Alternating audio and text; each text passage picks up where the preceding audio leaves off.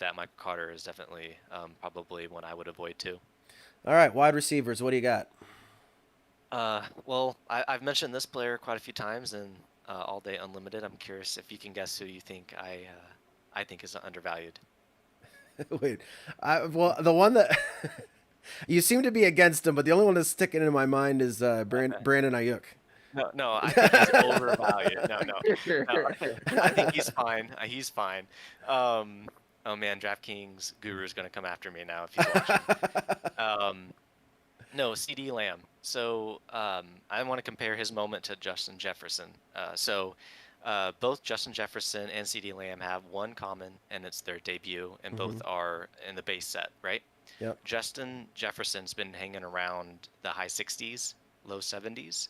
CD Lamb is mid 30s, low 30s. So that's about a $30 difference. I definitely think Justin Jefferson's going to have a better year. He's a better receiver. CD Lamb still needs to prove, I guess, that he's going to be in that top tier of receivers. But he's definitely shown flashes. He was a really good prospect.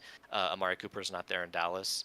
Um, and a lot of people are high on CD Lamb that are smarter about football than I am.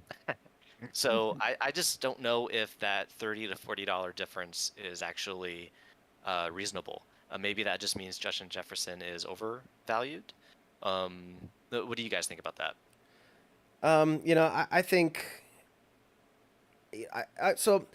Some of the moments that are high priced, right? And, we're talking about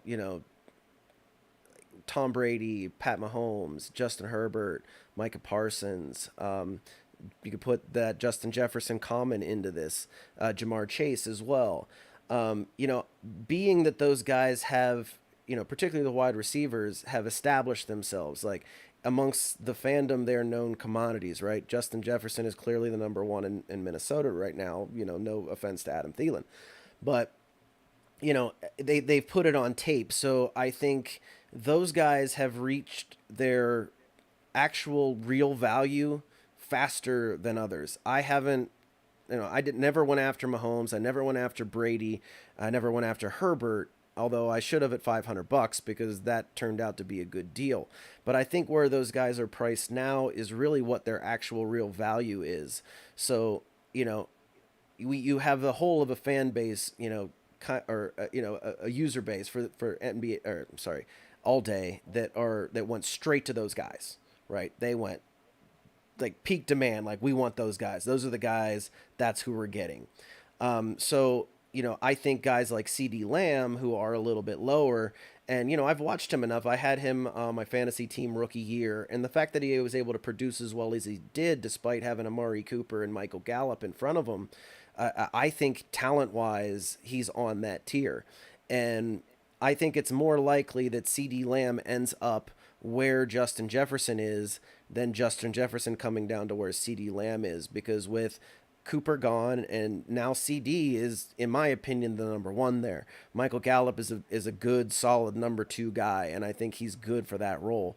But I think CD Lamb is the guy that is going to take that next step. So when we get through this next season, provided that CD stays healthy for the entire year, he'll have Dak Prescott throwing him the ball all year long. You know, fingers crossed. You're going to see true wide receiver one top five production out of that guy. So I think CD Lamb is extremely undervalued at this point. I was lucky enough to get his rare in one of the reward packs, I believe it Warren Yeah, was. Pack. yeah, that was And a great moment. Yeah, it started out at like $75. I'm like, no way.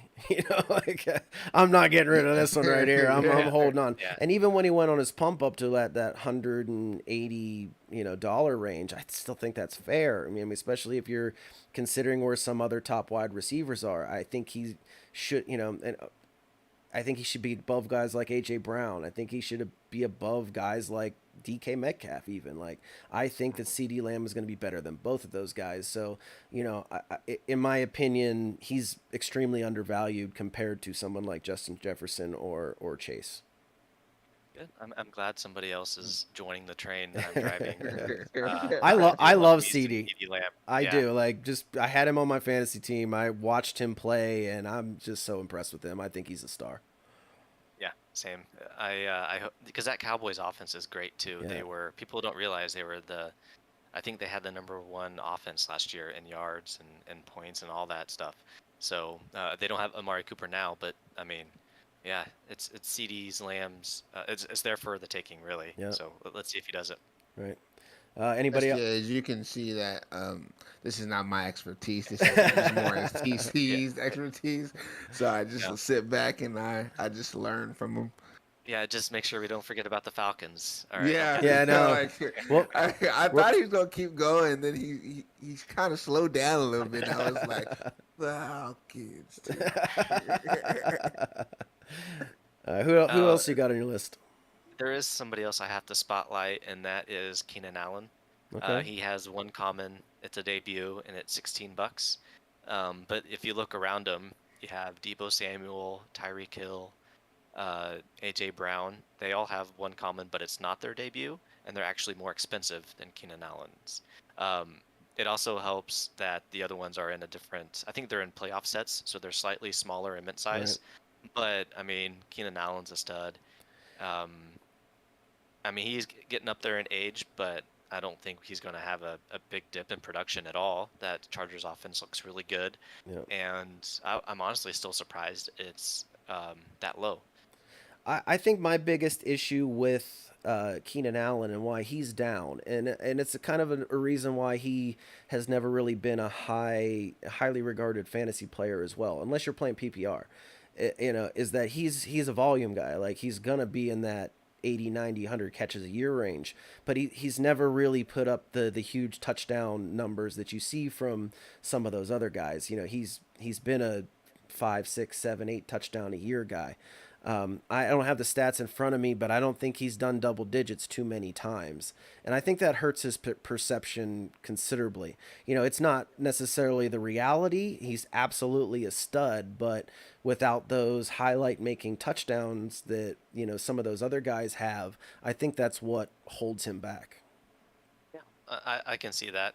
Um, but yeah, it was just kind of shocking to me because everybody around him in consensus fantasy ranks seems to be a few more dollars expensive, Hmm. and they're not debuts, and his is, and it's his only common. So there's a lot of different factors in play there that have me thinking I should grab a few more. Yeah, I got one in one of my celebration packs, and I'm holding on to it for sure. And especially it's sitting at like $20 or something, or $17 something. I mean, at $17 for that common, that's an absolute steal. So, All um, right, I'll go get one. all All right, I'm sold. I'm right, sold. all right. Not financial advice, remember Yeah, that. not Not financial advisor, advice. That's right. right? What do you got on the overrated side? Um, there's not too many I think that are too badly overrated. Um, but there are a couple. So Devontae Smith now with AJ Brown in Philadelphia. I don't know how much action he's going to get in terms of receptions and yards because I know that Eagles offense is going to run a lot with Jalen Hurts. He has one common and it's at $20, so it's more expensive than Keenan Allen, for example. Sure. But I mean, it is a rookie moment. It's not a debut. He is young, but I think $20 is a bit much, and it's also in the base set, so it's not in move the chains or anything like that. So $20 may be a little too much. I think that can go down a little bit. And then let's see here. We do have Amari Cooper. Well, the reason it may be a little overvalued is because it's in the move the chain set, but Yeah. it's high 20s, high 20s. You're talking So, about Devontae Smith still? oh no, Amari Cooper. Okay, Sorry. gotcha. Amari Gotcha. Cooper is high 20s. And when you look at the other prices of receivers, that may be a little too high. But I think that's because actually somebody swept the floor of his moment recently. So it's still working its way down.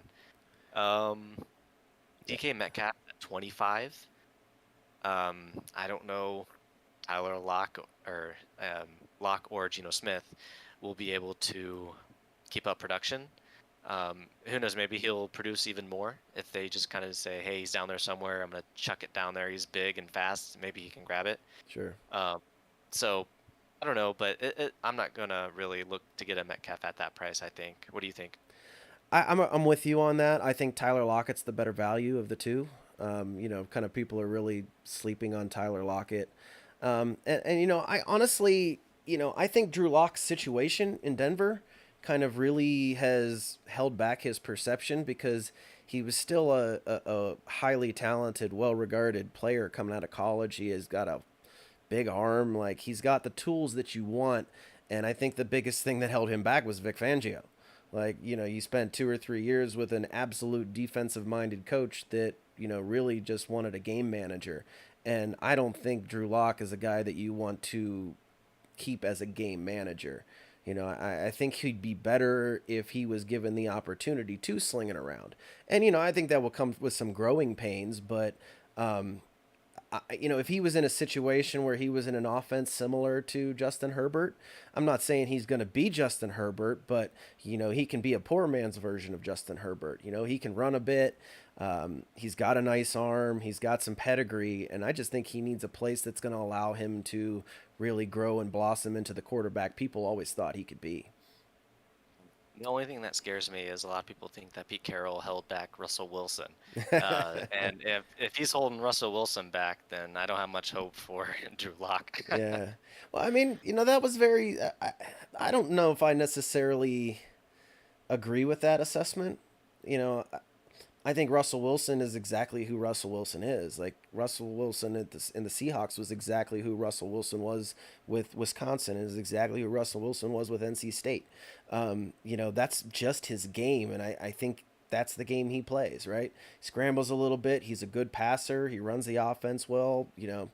He's not going to be a Pat Mahomes. He's not going to be a Justin Herbert, but he plays exactly his game. And I think that the people who might be saying that about Russell Wilson are the people who want Russell Wilson to be more than what Russell Wilson is. Yeah, it's going to be weird to see um, somebody besides Russell Wilson running that offense in Seattle. That'll be definitely a team I'll keep my eye on, see how things go over there.